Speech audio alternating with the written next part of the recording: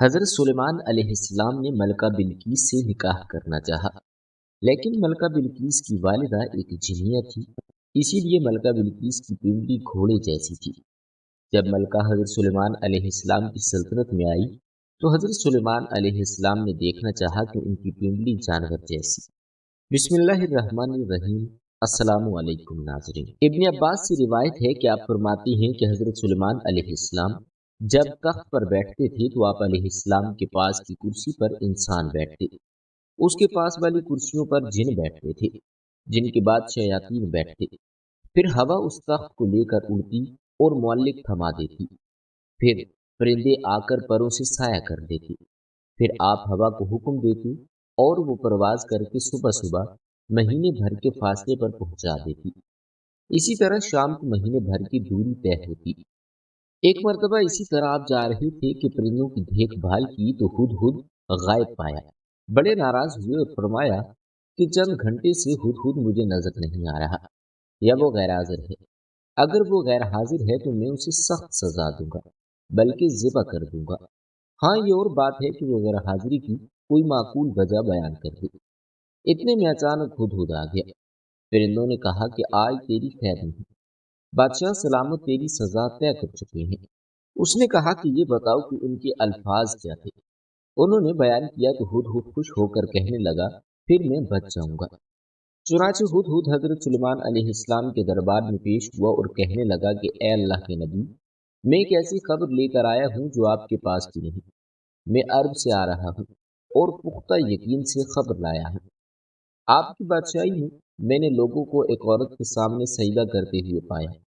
اس کے وزیر اور مشیر 312 شخص ہیں اور ان میں سے ہر شخص کے ماتحت 12,000 کی جمعیت ہے۔ ان کی زمین کا نام مادب ہے، ہر قسم کی ضرورت اسے مہیا ہے۔ ان کا نہایت شاندار قسم کا تخت ہے جس پر وہ جلوس کرتی ہے، سونے سے تنا ہوا، یہ 80 ہاتھ اونچا، 40 ہاتھ چوڑا ہے اور 600 عورتیں ہر وقت اس کی خدمت میں کمر بستہ رہتی ہیں۔ اس کا دیوان خاص جس میں تخت ہے بہت بڑا محل ہے، بلند و بالا اور کشادہ۔ سب لوگ آفتاب پرست ہیں، خدا پرست کوئی نہیں۔ ملکہ کا نام بلقیس ہے۔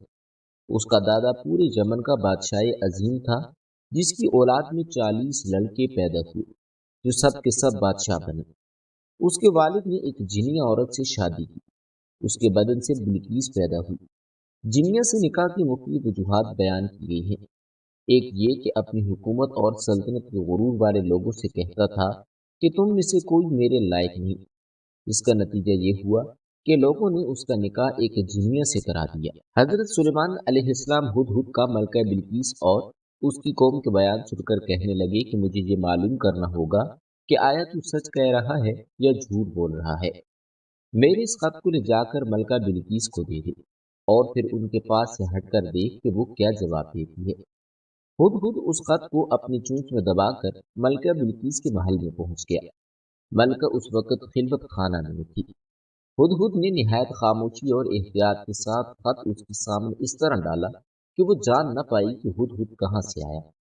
ملکہ اپنی گود میں پڑی خط کو دیکھ کر حیران ہو گئی اور خوف زدہ بھی، لیکن اتنا اندازہ ضرور ہو گیا کہ یہ کوئی عام خط نہیں، اس پر مہر بھی لگی ہوئی ہے۔ اس خط میں خط لکھنے کے تمام اصول بڑھتے تھے۔ خط لکھنے کے لیے پہلی شرط یہ ہوتی ہے کہ خط کا آغاز ہی اس طرح ہو کہ خط لکھنے والے کا نام پتہ مکتوب الہی کے نام پہ آ جائے کہ خط کس نے لکھا ہے۔ ایک اہم بات کہ خط کا آغاز اللہ تعالیٰ کے پاک اور بابرکت نام سے کیا جائے۔ کہا جاتا ہے کہ حضرت سلیمان علیہ السلام سے پہلے کسی نے خط میں بسم اللہ الرحمن الرحیم نہیں لکھی۔ حضرت ابو ہریرہ فرماتے ہیں کہ ایک مرتبہ آپ صلی اللہ علیہ وآلہ وسلم کے ہمراہ میں جا رہا تھا۔ آپ صلی اللہ علیہ وآلہ وسلم نے فرمایا کہ میں ایک ایسی آیت کو جانتا ہوں جو مجھ سے پہلے سلیمان داؤد علیہ السلام کے بعد کسی نبی پر نہیں اتری۔ میں نے استفسار کیا کہ وہ کون سی آیت ہے؟ آپ نے فرمایا کہ بسم اللہ الرحمن الرحیم۔ خط مختصر لیکن بلیغ انداز میں تحریر کیا گیا تھا۔ خط سے شاہانہ انداز ہی نہیں بلکہ پیغمبرانہ شان بھی ظاہر ہوتی تھی۔ بسم اللہ سے ابتدا اس امر کی طرف اشارہ تھا کہ سرکشی چھوڑ کر ایک اللہ کی عبادت کرو۔ یہ کسی بادشاہی کا نہیں بلکہ پیغمبر کا دعوت نامہ ہے۔ ایک اللہ کی عبادت کرو मलिका अक्लमंद थी, मामलात को किस तरह से तय किया जाए बखूबी जानती थी। वो बाइख्तियार भी थी। उसका फैसला उसके अहले दरबार के लिए रद्द करना मुमकिन न था। फिर भी उसने मुस्लिहतन अपना फैसला सुनाने के बजाय अहले दरबार से मशवरा जरूर जाना। चुनांचे अपने तमाम सरदारों को दरबार में हाजिर होने का हुक्म दिया और कहा कि इस सरदारी में मेरी तरफ एक बहुत अहम और वक़्त वाला खत डाला गया है, जिसमें मुसलमान होने और ताब फरमान बनने की दावत दी गई है। तुम सब जानते हो कि मैं कोई फैसला तुम्हारे बगैर नहीं करती। राय दो कि हमें क्या करना चाहिए।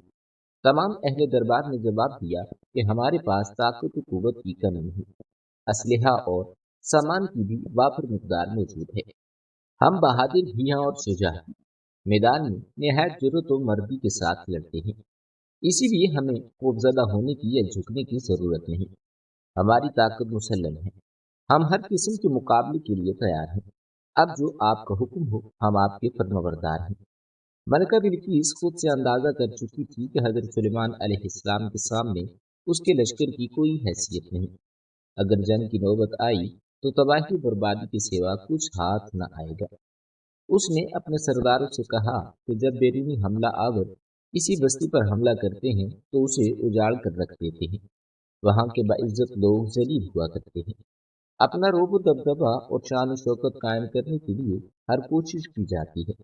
कत्ल गारतगिरी की इंतहा कर दी जाती है। खेतियाँ जला दी जाती हैं। बच्चे कत्ल कर दिए जाते हैं और रियाया को मफलूज कर दिया जाता है। सिपाहियों को कैदी बना लिया जाता है।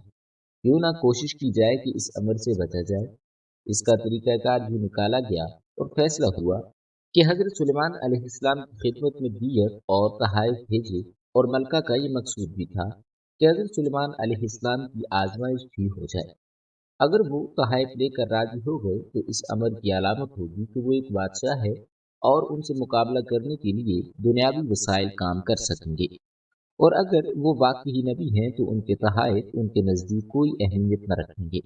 उनका ये हदिया कबूल न करना इस अमल की तरफ इशारा होगा कि हमें इताअत किए बगैर कोई चारा नहीं। अब मलका ने तहाइफ तैयार करवाए। उन तहाइफ की तफसील मुख्तलिफ मकामात पर मुख्तलिफ है। इसराइली रिवायत के मुताबिक सोने की ईंटें, जवाहरात, कीमती बर्तन थे और बाज़ रिवायात में है कि 100 गुलाम, 100 कनीज़ें भी थीं। कनीज़ें मर्दाना गुलाम और जनाना लिबास में मलबूस थीं। मतलब उसे ये था कि हज़रत सुलेमान अलैहिस्सलाम की आजमाइश की जाए। अगर वो पहचान लेते हैं तो वो नबी हैं, वरना महज एक बादशाह। जब ये तहाइफ मलका बिल्किस के कासिद लेकर आप अलैहिस्सलाम की खिदमत में पहुंचे तो आप अलैहिस्सलाम ने तमाम मेहमानों को वजू करके ताज़ा दम होने के लिए कहा। आपने बर्तन से पानी बहाकर हाथ धोए, जबकि लड़कों ने बर्तन में हाथ डालकर पानी पी लिया। यूँ आप पहचान गए कि अव्वल जिक्र लड़कियों और सानिहा जिक्र लड़के को हैं। एक रिवायत ये भी है कि एक गिरोह ने कोहनियों से हाथ धोना शुरू किया और उंगलियों तक आया, जबकि दूसरे गिरोह ने उंगलियों से शुरू होकर कोहनियों तक हाथ धोए। बहरहाल हजरत सुलेमान अलैहिस्सलाम ने दोनों को अलग अलग पहचान लिया। इसराइली रिवायात के मुताबिक मलका बिल्किस ने अपनी हतमी चंद आजमाइशी सवालात भी किए। जिनमें से एक सवाल ये था कि मलका ने एक बर्तन भी भेजा जिसके लिए फरमाइश की कि उसे ऐसे पानी से भरा जाए जो जमीन का हो न आसमान का। हजरत सुलेमान अलैहिस्सलाम ने उसकी फरमाइश यूं पूरी की कि उनके पसीने के कतरे उस बर्तन में जमा कर दिए। मलका बिल्किस ने हजरत सुलेमान अलैहिस्सलाम के लिए कुछ और आजमाइशें भी तैयार की। हजरत सुलेमान अलैहिस्सलाम ने कासिदों के इस्तकबाल के लिए दरबार से कोई 30 मील की मुसाफत पर सोने चांदी और ईंटों के फर्श बनाने का हुक्म दिया। रास्ते में दोनों तरफ अजीब और खलकत जानवरों को खड़ा कर दिया। दरबार को भी असर नो तरतीब दे दिया। अपने तख्त के दाएं बाएं 4000 सोने की कुर्सियां, एक तरफ उलमा और दानिश्वरों के लिए और दूसरी जानिब गुजरा और अमायदीन सल्तनत के लिए बिछा दी गई। चुनाचे जब कासिद आए तो उन्होंने सोने की ईंटों पर जानवरों को खड़े देखा। आगे आगे उमरा की कतारें थीं, फिर जन्नात की सफ़ें थीं। वो रास्ते में ही हैरत ज़दा हो गई। दरबार पहुंचे तो वहाँ की शान शौकत देखकर दंग रह गए। जब सुलेमान अलैहिस्सलाम से मुलाकात हुई तो शाहाना बादशाह होने के बावजूद आप अलैहिस्सलाम कुंदा पेशानी से पेश आए। कासिदों ने वेश बहा कीमती तहाइफ नजर किए तो आप अलैहिस्सलाम ने फरमाया कि क्या तुम देख नहीं रहे कि अल्लाह ताला ने मुझे हर चीज से नवाजा है। یہ مال دولت میرے لیے بے معنی ہے، تو مجھے یہ بے وقت اور معمولی تحائف دے رہی ہو، جبکہ اللہ تعالیٰ نے مجھے نبوت سے سرفراز کیا ہے، پھر جن پرندوں اور ہواؤں کو میرے لیے مسخر کر دیا۔ میری بادشاہت کی شان و شوکت تم دیکھ ہی رہے ہو، اس دنیاوی ساز و سامان کی میری کوئی حیثیت نہیں۔ تم اپنے یہ تحائف واپس لے جاؤ اور ایک خطرناک انجام کا انتظار کرو۔ میں انسانوں کی نہیں بلکہ جن اور پرندوں کی فوج لے کر حملہ آور ہوں گا جن کا تم مقابلہ نہ کر پاؤ گے۔ تم اپنے ہدیے پر فخر کرو اور اسے اپنے ہمراہ لے کر لوٹ جاؤ۔ قاضی حیران و پریشان ہو کر واپس ہوا۔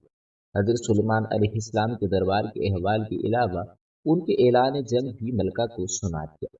ملکہ جان چکی تھی کہ وہ بادشاہ کے علاوہ نبی بھی ہیں اور اللہ کے نبی سے لڑنا گویا اللہ سے مقابلہ کرنا ہے جس کی ہم میں جرت نہیں۔ ملکہ نے حضرت سلیمان علیہ السلام کے دربار میں حاضری دینے کا فیصلہ کیا۔ کہا جاتا ہے کہ اس نے 12,000 سردار منتخب کیے جن کے ماتحت 1,00,000 سپاہی تھے۔ حضرت سلیمان علیہ السلام نے دور سے کوئی باہر اٹھتا ہوا گھر دیکھا تو جان گئے کہ ملکہ بلقیس اپنے سپاہیوں کے ساتھ آ رہی ہے۔ اس وقت وہ محل سے 3 میل کے فاصلے پر تھی۔ حضرت سلیمان علیہ السلام نے چاہا کہ وہ میرے دربار کی شان و شوکت کے ساتھ ساتھ پیغمبرانہ معجزہ بھی دیکھ لیں، اس لیے آپ نے اپنے اس مجلس سے کہا جہاں آپ صبح سویرے دوپہر تک مقدمات کا فیصلہ کیا کرتے تھے اور جہاں جن و انس سب ہی شریک ہوا کرتے تھے، فرمایا کہ ملکہ بلقیس کا تخت جس کی بیش قیمت اور نادر ہونے کی بہت شہرت ہے، ملکہ کے دربار میں پہنچنے سے پہلے کوئی یہاں میرے ہاں لا سکتا ہے، کیونکہ جب وہ یہاں آ جائے گی ایمان لے آئے گی، پھر اس کا مال ہم پر حرام ہو جائے گا۔ بہرحال طاقتور اور سرکش چین جو ایک بڑے پہاڑ جتنی جسامت رکھتا تھا وہ بول پڑا کہ اگر آپ مجھے اجازت دیں تو میں آپ کا دربار برخاست کرنے سے پہلے اس تخت کو اٹھا کر یہاں لا سکتا ہوں۔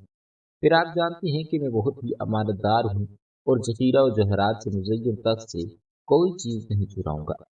ظاہر ہے کہ جن انسانوں کے مقابلے میں غیر معمولی قوتیں رکھتے ہیں، کسی انسان کے لیے ممکن نہیں کہ وہ بیت المقدس سے مغربی یمن جائے اور 1,500 میل کا فاصلہ 2 گھنٹوں میں طے کر کے تخت یہاں پہنچ جائے، اور تخت بھی کوئی معمولی نہیں، نہایت وسیع و عریض اور وزن، جسے اٹھانا فرد واحد کی بس کی بات نہیں، اور پھر تخت بھی وہ جو ملکہ نے سب سے زیادہ حفاظت کے ساتھ شاہی محلات کے بس میں ایک محفوظ محل میں مقفل کرا رکھا تھا، جہاں خود اس کے لوگوں کی رسائی بھی ممکن نہ تھی۔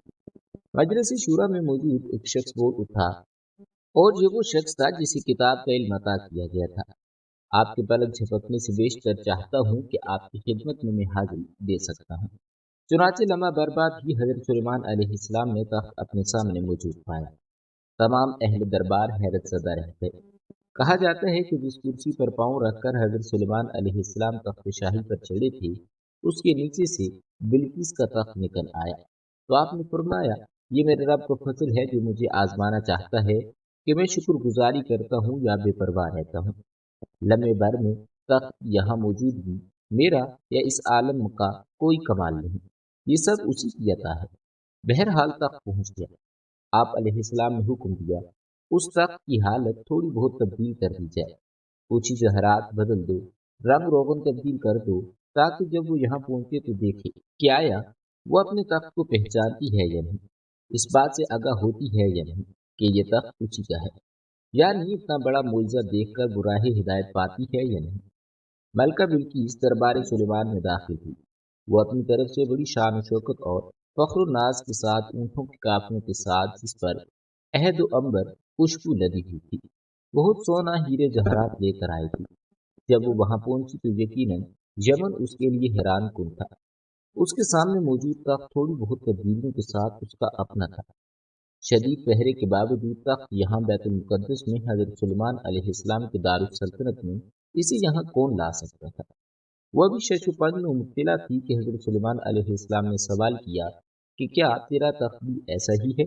ملکہ بلقیس واضح جواب دینے کی قدرت نہ رکھتی تھی، مبہم انداز میں بولی، یعنی انکار کیا نہ اقرار، محتاط جواب بھی دیا، اور یوں گویا ہوئی کہ ہم تو اس کرامت سے پہلے ہی آپ کی نبوت کے قائل ہو چکے تھے، اور وہ جو مشکل سوالات کے جوابات کے حصول کے لیے آئی تھی وہ بات اسے عطا کر دی گئی۔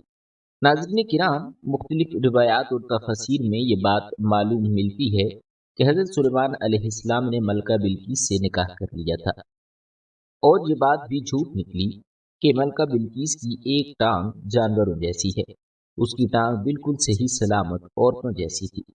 اور اسرائیلی روایات میں ملکہ بلقیس سے حضرت سلیمان علیہ السلام کی اولاد کا تذکرہ بھی ملتا ہے۔ اللہ تعالیٰ سے دعا ہے کہ اللہ تعالیٰ ہمیں نیک اعمال کرنے کی توفیق عطا فرمائے، آمین یا رب العالمین۔